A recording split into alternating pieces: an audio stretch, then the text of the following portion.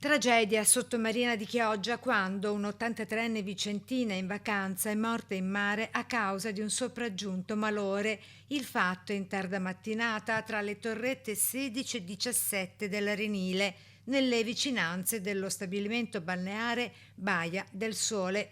Nonostante l'immediatezza dei soccorsi, con anche l'arrivo dell'elicottero del SUEM 118, l'anziana turista non ce l'ha fatta, non ha risposto né alle manovre dei sanitari né in precedenza al tentativo dei 4 bagnini intervenuti per salvarla. Stando ai primi accertamenti, la donna avrebbe accusato il malore subito dopo essere entrata in mare, avrebbe perso i sensi mentre passeggiava nell'acqua bassa, cadendo e annegando.